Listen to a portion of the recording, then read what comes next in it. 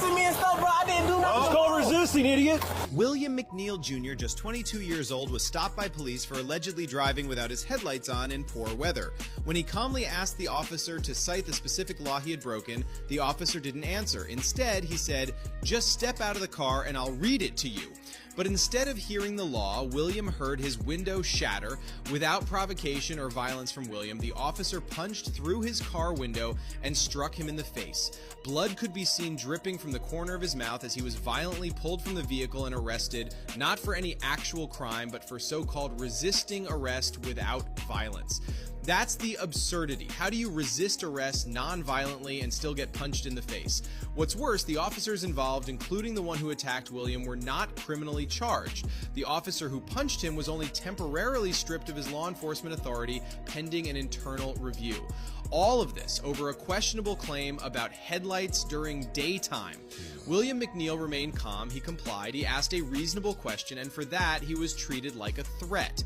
This isn't just about one young man. This is about the terrifying reality that asking for your rights can get you hurt or worse when you're black in America. He was a criminal. That's the narrative. Yes, sir. But William was doing everything. Come on, William. William was doing everything right.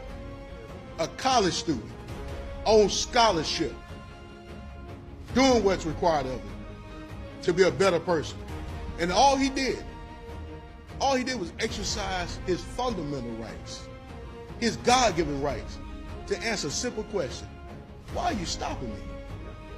For not having headlights on during the day? Did y'all see the video where the officers came with no headlights on? No windshield wiping, no smoke, no fog, no rain. So anybody would be confused, why are you stopping? And he exercised that right to answer that question, and they bullied him, intimidated him, broke his window, and beat him and caused permanent injuries. Look, I'm gonna step aside. We got a lot of folks up here get a chance to speak. Here, we'll come back for a Q&A. We'll have limited Q&A with William. His parents is here. Solomon's, Latoya, and his stepfather Alton is here as well, wearing the red. Next, I'm gonna bring up my good friend, my colleague, Attorney Ben. We home, we in Florida, so I had to bring him home. Ben Crump, come on.